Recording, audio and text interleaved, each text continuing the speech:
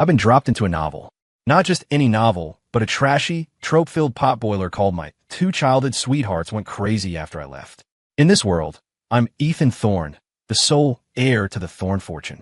And Chloe Sullivan and Scarlett Reed are the two childhood sweethearts who grew up attached to my hip. Then there's the fourth key player about to make his grand entrance, Leo Miller, the son of Chloe's chauffeur, the one who will change everything. In the original story, Chloe and Scarlett were completely devoted to me. They'd have given me the moon and stars. But that all changed after Chloe's driver got into an accident, saving their lives.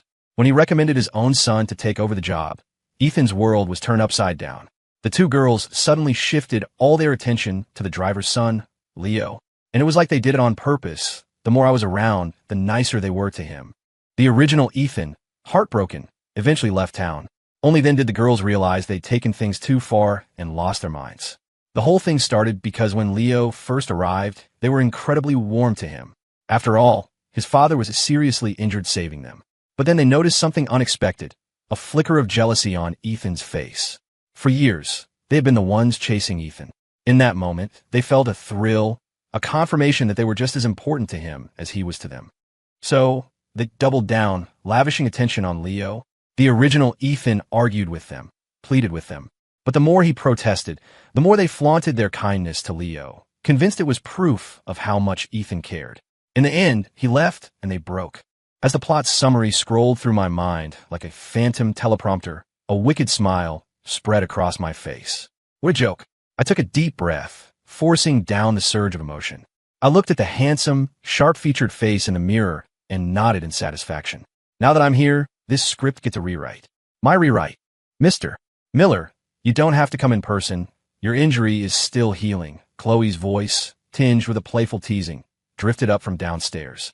Your son isn't a stranger. It's not like we're going to bully him if he comes by himself. Her voice snapped me back to the present. Today. This was the day Leo's father brought him over. The day the original Ethan's fate began its downward spiral. I calmly changed into a set of well-tailored loungewear and deliberately slowed my pace, descending the sweeping staircase as if I'd just woken up, a lazy grace in my movements. Chloe and Scarlett were flanking the sofa. They noticed me coming down. Chloe, dressed in a moonlight white dress that perfectly suited her usual cool goddess vibe, was forcing a gentle tone into her voice. Mr. Miller, please don't worry. You were hurt protecting me.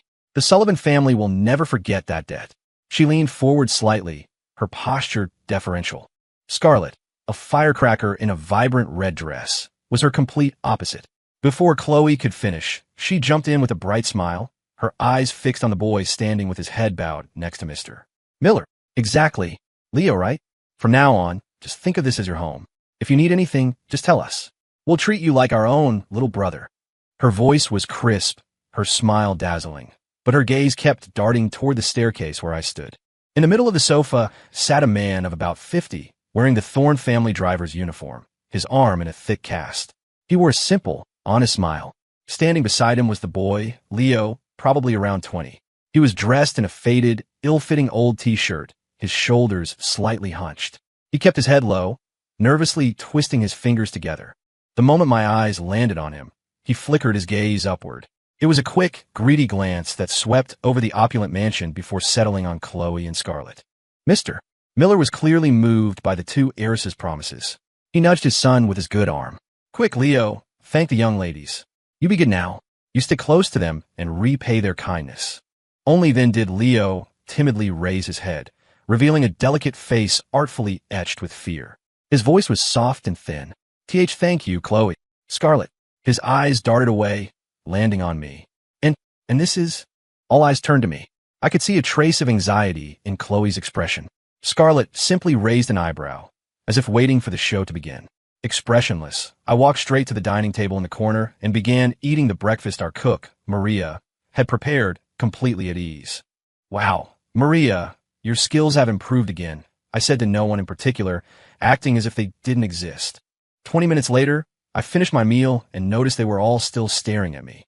No one had spoken a word the entire time. I acted as if I'd just noticed the crowd in the living room. My gaze fell impassively on Mr. Miller's cast. Mr. Miller, you're here. Is the arm healing up? If you need anything, just let Mr. Davis, the house manager, know. I didn't even glance at Leo. In my mind, he was already a dead man. And who bothers saying hello to a corpse? He could put on his whole pitiful, fragile act, but I knew the full story. I knew exactly what kind of person he was. In the world I was about to create, people like him met very ugly ends. The air froze. The warm, comforting words Chloe had prepared died in her throat. The smile on Scarlett's face stiffened, replaced by a flicker of disbelief. Mr. Miller's gratitude turned to awkwardness, and Leo's carefully crafted performance, designed to win sympathy and weather the scorn of a rich young master, was rendered completely useless. The expressions on their faces were priceless, but I wasn't in the mood to appreciate the spectacle. I turned and went back to my room. You want to play games of misdirection? Fine, I muttered to myself. I'll just play hard to get. The core of my strategy was indifference, utter and complete disregard. I would take the attention they took for granted and suck it out of the room like air from a vacuum. I let them feel what it was like to be ignored, and then I'd add a little something extra to give them a real sense of crisis. In the days that followed, no matter how much they doted on Leo, I acted as if I didn't see a thing. I was busy with my own affairs. The thought of one day managing a corporate empire this massive was stressful enough. I had too much to do. Today, I was in the middle of enjoying a massive lobster prepared by Maria when the three of them walked in, laughing and chatting.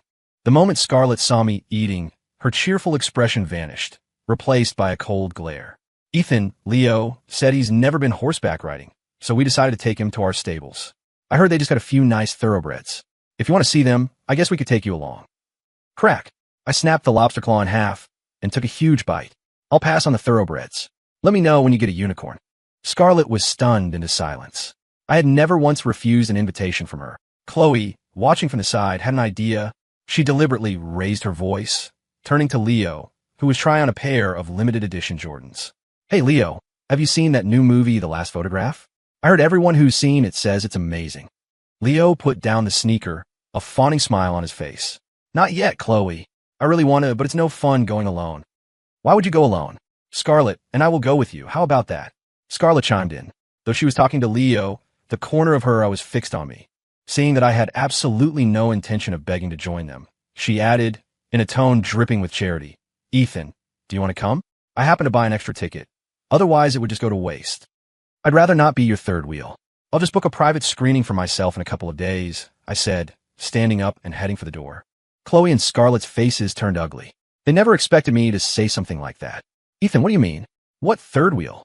You're not leaving until you explain yourself, Chloe said, her voice rising as she ran to grab my arm. Exactly. Scarlett rushed over too, tried to block my way. You know what we are to each other. One of us is going to be your wife eventually. I think you're just trying to make us mad. If you really push us away, it'll be too late to beg us to come back. Beg? In your dreams. I'm the one who knows how this story goes, remember? I shook off Chloe's hand and walked out, leaving the two of them staring at each other, speechless. So, ladies, are we going to the stables or the movies today? Leo asked, jogging after them with a hopeful smile. He was imagining them fighting over him, picturing himself gallantly soothing them by suggesting they do both activities. That would really seal the deal. You know what? Why don't you and Chloe go to the movies? I have some company business to take care of, Scarlett said, already eager to leave. She felt something was very wrong with me today. It wasn't just a lack of jealousy. It was a profound indifference that left her deeply unsettled. She decided she needed to find me and get a straight answer. I have work to do too. We can see the horses another time, Chloe said, thinking the exact same thing as Scarlett. They had grown up together, and their minds often worked in sync. After they spoke, they didn't even spare Leo a second glance before hurrying off. Leo was left standing there, frozen. This wasn't how he'd imagined it. Did he get wrong? He couldn't have. He had done everything exactly as his father had taught him. He'd have to go back and ask his father for the next move. As he thought this, his eyes filled with resentment. Those two gorgeous women and their fortunes. They all have to be mine. Enough time had passed. It was time to add some real fuel to the fire. So on Sunday afternoon, while Chloe, Scarlett, and Leo were watching TV in the living room, I strolled past them, my phone held to my ear. Yeah, today? Of course I'm free. I paused, pretending to listen to the person on the other end, a noticeable smile playing on my lips. That new fusion place is supposed to be incredible. I heard the rooftop table has a view of the entire Manhattan skyline. I've been wanting to check it out. I glanced at my watch, my smile widening as I softened my voice. Great. 7 o'clock. I'll pick you up. Finally, as if confirming the details, I added in a tone of playful intimacy. Okay. See you in a bit, Isabel. I hung up, the smile still lingering on my face as if I were lost in the pleasant memory of the call. Chloe, a piece of popcorn still pinched between her fingers, went rigid. Her face fell, a layer of frost settling over it. All the earlier relaxation from the movie gone. Scarlett's smile froze completely, her expression turning hideous as her sharp eyes locked onto my face. Leo just looked bewildered, stuck between the two of them, utterly lost. I gave him a detached nod, my version of a greeting, and headed straight upstairs. Behind me, after a few seconds of dead silence, I heard Scarlett's voice, strained with barely suppressed irritation. Leo, you're in the way. Then, the sound of her grabbing Chloe's arm. Chloe, this show is so boring. Let's go get some air. Leo was left alone in the room, standing dumbfounded. This time, he wasn't just ignored. He was yelled at for being in the way. At this rate, he'd be kicked out sooner or later. My fake date was like a depth charge dropped into still water. The effect was immediate. Chloe and Scarlett started to panic. These two girls, who were normally so confident, seemed to have lost their anchor. They subconsciously began to pull back from Leo. Chloe stopped initiating conversations with him, and Scarlett couldn't be bothered to cater to his feelings anymore. Leo, on the other hand, was being pushed to the brink. He could feel Chloe and Scarlett slipping away, but he couldn't accept that this was how things were supposed to go. Panic set in. He started trying to grab their attention again, but his methods became increasingly crude and pathetic.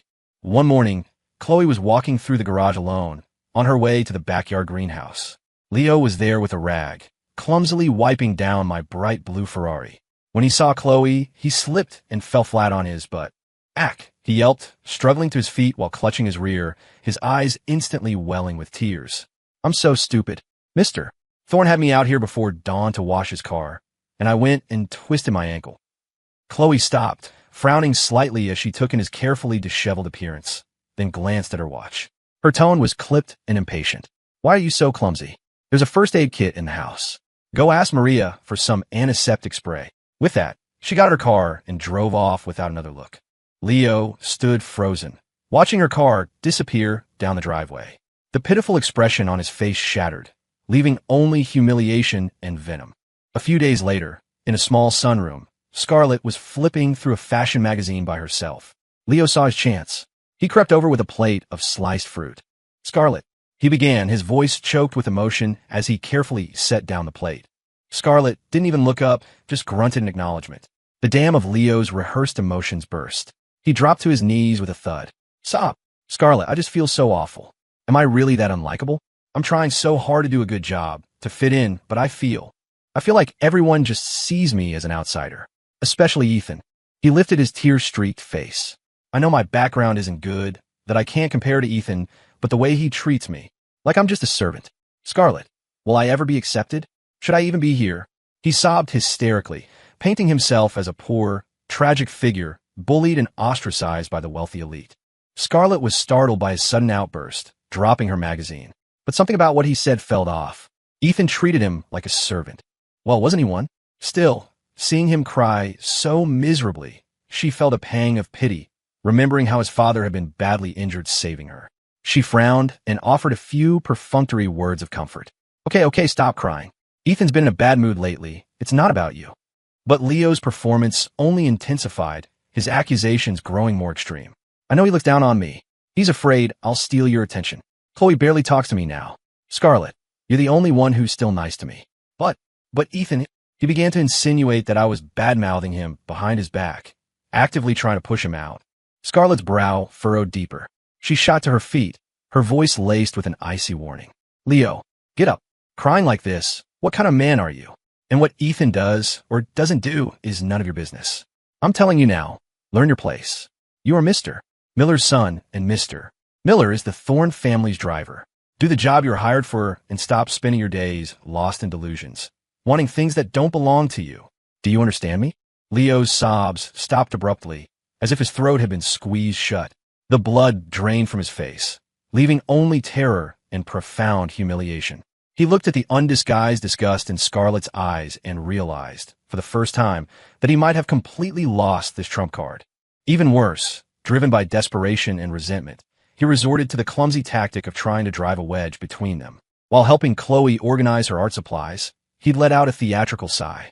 You know, Chloe, I think Scarlett has been getting really close to Ethan behind her back lately. I saw her at the tennis courts yesterday, handing him a water bottle. They were talking and laughing.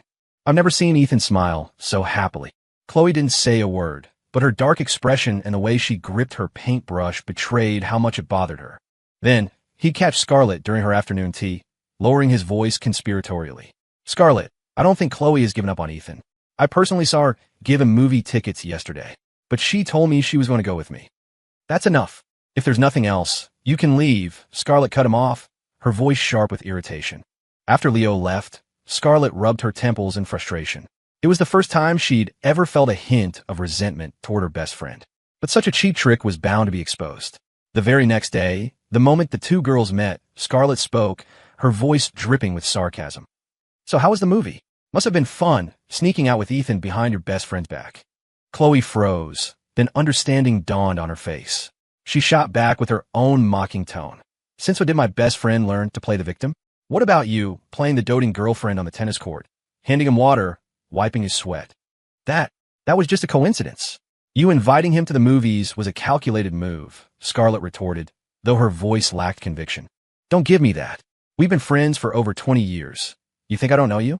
It was your idea in the first place, to be nice to Leo, to make Ethan jealous, so he'd finally make a move on us. But now that it's not working, now that he's misunderstanding us, you're the first one to run back and try to win him over. Maybe that was your plan all along. Make him misunderstand me, so he'd choose you. Chloe's voice grew more emotional until, finally, she started to cry. Seeing Chloe like this, Scarlett felt a knot of guilt in her stomach. Their 20-year friendship wasn't a joke. She stepped forward and took Chloe's hand. We've been sisters for this long. Don't you know me by now? I said we'd compete fairly, and I don't play dirty. That day at the court was really a coincidence. I've been thinking about it too, and we really did go too far. We let Ethan get the wrong idea, but it's not too late to fix it. You're right. I think so too, Chloe nodded, wiping her tears. The first thing we need to do is fire Leo. Then we can focus on winning Ethan back. Deal. I'll talk to Leo tonight. Considering his father saved us, we'll give him a generous severance. Their conversation was overheard by Leo, who was hiding in the shadows. His expression shifted from disbelief to a cold, chilling rage. So, you were just using me as a tool all along. You burned the bridge the second you're across it. Fine. Then don't blame me for playing along with your little game. Meanwhile, I hadn't been idle. I'd sectioned off a piece of the backyard of our estate and was building a small, private animal sanctuary. Over the past few days, primates had been arriving from all over, even Africa. There were massive silverback gorillas, ferocious baboons, and mandrills with sharp fangs and claws. The girls, seeing me so busy and happy, came over to help. But when they saw the terrifying monkeys in the cages, they were too scared to get close. Ethan, there are so many cute monkeys in the world. Why did you get so many of these? These weird-looking ones. Perhaps one of the baboons heard her call it weird-looking, because it leaped at the bars of its cage, baring its teeth and screeching.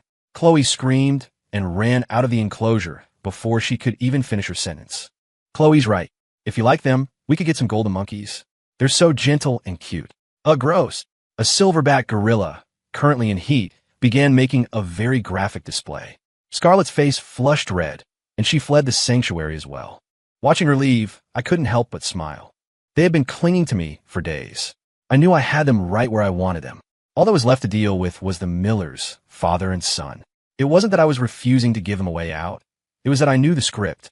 As long as they were alive, they would never stop scheming against the girls, and I would be caught in the crossfire. With that thought, my gaze shifted back to the animals in the cages. Let's start you two off with a little appetizer. Just as Chloe and Scarlett were about to fire Leo, he vanished. He was gone for days, his phone going straight to voicemail. But I knew exactly what he was up to. I'd had someone tailing him 24/7. In the original novel, the pathetic Ethan had given up everything and left town. So what if the girls went crazy afterward? Now that I was here, there could be no mistakes. Right now, Leo was holed up with his father, plotting their next move. This was their last chance. They decided to buy a powerful sedative mixed with an aphrodisiac from an overseas source. Once they forced the issue, the girls would have no other choice. Of course, my man was listening to every word of their conversation. When he reported back to me, a bold idea began to form in my mind. Leo returned after 2 weeks. His story was that he'd gone hiking with friends, fallen, and hit his head. When he woke up, he had amnesia. He'd been in the hospital this whole time and was brought home by his father, who reminded him he still had a job. As soon as he was well enough, he rushed back. His attitude toward Chloe and Scarlett had changed completely. Before, he was always clinging to them, playfully trailing after them. Now, he was respectful and distant, truly acting like he'd lost his memory. The girls were relieved and, at the same time, felt sorry for him.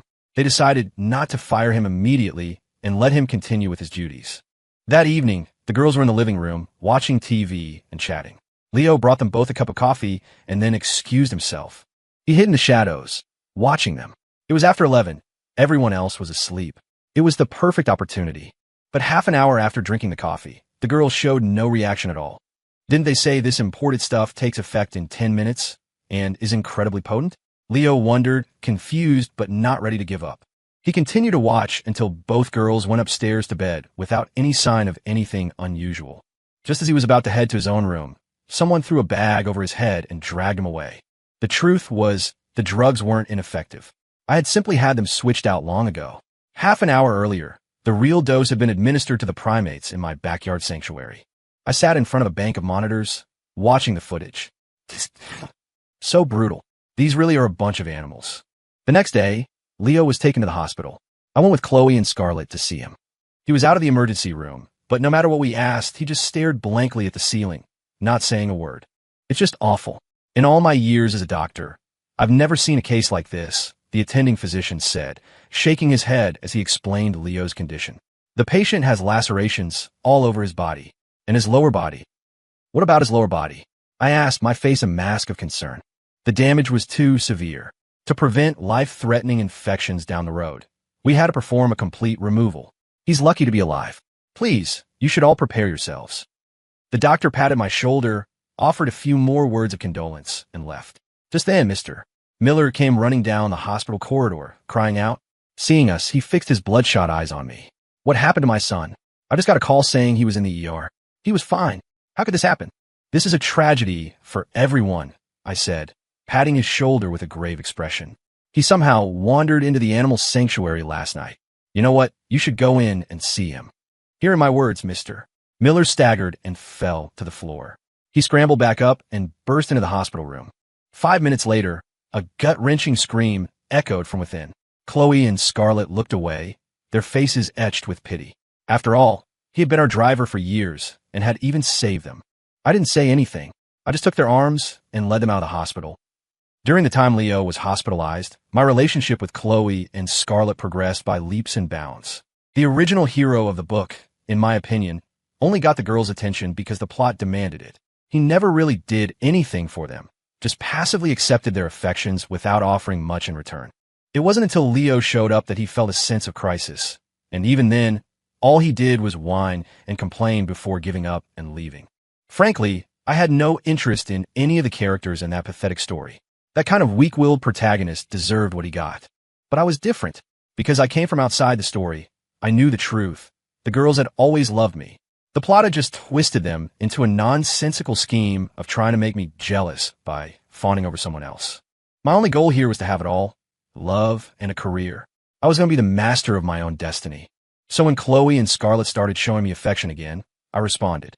One night, there was a knock on my bedroom door. I opened it to find Chloe standing there in a sexy nightgown. Fresh from the shower, with no makeup on, she had a fresh, ethereal beauty. It's late. What's up? I asked, my eyebrow raised as I let my eyes trail up and down her body, playing dumb. Couldn't sleep. I was hoping to find someone to talk to. Are you free? I looked into her soulful, yearning eyes and answered without hesitation. Of course I'm free, but would just talking be a little too boring? As I spoke, I wrapped an arm around her waist and pulled her forcefully against me. I could feel the warmth of her body and smell the delicate scent of her skin. What else did you have in mind? She whispered, her cheeks flushing crimson. I want you. The question is, are you going to let me have you? I murmured into her ear, the warmth of my breath making her blush even deeper. You're a grown man. If you really want something, how could a weak woman like me possibly stop you? I'd be at your mercy. She buried her head in my chest. I scooped her up and carried her to the massive bed. I'll spare you the details you don't want to see anyway. After a night of talking, I woke up feeling sore all over.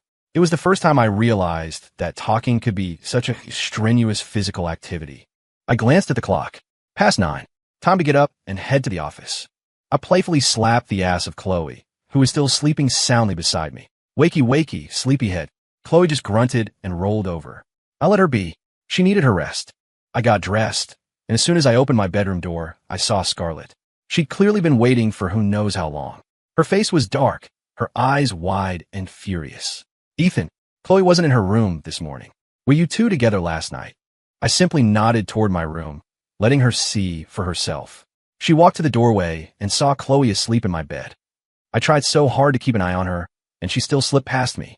I won't accept this cheap trick, she fumed, stomping her foot before storming off. A few days later, I went abroad on a business trip for 2 weeks. By the time I returned, Leo had been discharged from the hospital. He and his father were both back at the estate. Mr. Miller was still our driver, and Leo did odd jobs around the house. He was, for all intents and purposes, a broken man. To an outsider, it looked like we were being kind, letting him live here and be cared for. But I knew it wasn't that simple. The villains in these kinds of trashy novels are always pathologically obsessive. As long as they were breathing, they wouldn't give up. That was fine by me. It was easier to have them watched under my own roof than to worry about what they were doing out in the world. To that end, I had the entire estate fitted with hidden cameras and had someone monitoring the Millers around the clock. That night, I returned to my bedroom to find the lights off. A striking silhouette was sitting on my bed. I assumed it was Chloe, back for more after getting a taste. I didn't think twice. When I woke up the next morning, I realized it wasn't Chloe. It was Scarlett. She was nestled in my arms, a mischievous smile on her face. I don't care. You have to take responsibility for me now, too. Fine by me. I wasn't afraid of a little responsibility. This was my plan all along, and her throwing herself at me just saved me the trouble. When Scarlett and I walked out of my room together, we heard the sound of glass shattering behind us. We turned to see that Leo had dropped a tray of tea. He was staring at us, his eyes bloodshot, his entire body trembling. He looked like he just caught his own wife cheating on me. I ignored him, simply wrapping my arm around Scarlett's slim waist and tossing a single sentence over my shoulder as we left. Clean that up. Leo stood frozen, the sound of his teeth grinding together audible. Ethan, you bastard. You did this to me, and now you're walking around with a girl on each arm. I'll make sure you die a horrible death. As I expected, he couldn't hold it together. The next morning, while I was eating breakfast and scrolling through my phone, my security guy approached and whispered in my ear. Sir, they're making a move. He handed me a tablet. On the monitor, I saw a shadowy figure slip into the garage before dawn, using a flashlight. Once inside, the figure flicked on the lights. It was Mr. Miller. He looked around nervously, then slid under my car. Half an hour later, he crawled out, looked around again, and vanished after turning off the lights. Sir, I checked under the car. He loosened the brake line. You wouldn't notice it at first, but he knows you're driving to Eagles Peak today. The roads up and down that mountain are all steep inclines. With constant braking, the line will fail. A small smile played on my lips. Talk about a gift horse. I was just wondering how to get rid of them, and he just handed me the solution on a silver platter. When Mr. Miller drove off with Chloe and Scarlett, I called Leo over. The emotion in his eyes was palpable, but I didn't care. Why waste energy on a dead man? Chloe, Scarlett, and I are going to Eagles Peak for a photo shoot today. Take my car and drive the clothes and equipment up there first. Tell them I'll be there in a bit. Fine, he hissed, practically spitting the word out as he snatched the keys. I tossed him. It was clear his father hadn't told him about the tampered brakes. A testament to a father's love, I suppose. Even if he was caught, he didn't want to implicate his son. And in doing so, he had just personally signed his son's death warrant. I deliberately phrased my request to provoke Leo. An emotional driver is a fast driver, and a fast driver would guarantee an accident. Sure enough, on the downhill slope from Eagles Peak, Leo, driving too fast, slammed on the brakes. They failed, and the car plunged off the cliff. That evening, Mr. Miller returned with Chloe and Scarlett. He walked behind them, head down, whistling softly. He was clearly in a good mood. But when he heard the girls call my name and run toward me, his smile froze on his face. He looked up sharply, and when he saw me sitting on the sofa, flanked by both women, his expression twisted into one of pure disbelief. "Yes, sir. You. What are you doing here?" he stammered. I feigned confusion. If I'm not in my own home, where else would I be? Sir, didn't one of the staff drive you to Eagles Peak today? Oh, I didn't go. I had Leo take the equipment up for me. Hey, now that you mention it, he's been gone all day. I wonder where he is. As I spoke, I watched Mr. Miller's face. His already pale complexion turned ashen. Beads of sweat popped out on his forehead. You're saying it was my son who went to Eagles Peak? He was so distraught, he forgot his manners, dropping the formal address. Is there a problem? I asked, my eyes cold, my voice flat. He suddenly snapped. He lunged at me, pulling out the only sharp object he had on him, his car key. It was you. You ruined him. You killed my son. I'll kill you. As Mr. Miller charged at me with his face contorted in rage, Chloe and Scarlett stood up to intervene. But before he even got close, I kicked him squarely in the stomach, sending him sprawling to the floor. You're going to try to kill me with a car key? You really don't think much of me, do you? I walked over and squatted down beside him. He was clutching his stomach, his face a mask of agony and resentment. I lowered my voice, so only he could hear. I knew about the brakes. That's right. I sent Leo on purpose. The person who really killed your son was you. Then I stood up and called for my security guards to drag him away, along with the evidence, and deliver him to the police. I turned to the two women, who were shaken by the sudden violence. I pulled them into my arms and explained everything. They still remembered that Mr. Miller had saved them and were about to ask me to show him some mercy. I just handed them my phone. The video playing on the screen was the result of my investigation. It showed Mr. Miller orchestrating the heroic car accident, a staged event designed to indebт our families and create an opportunity for his son.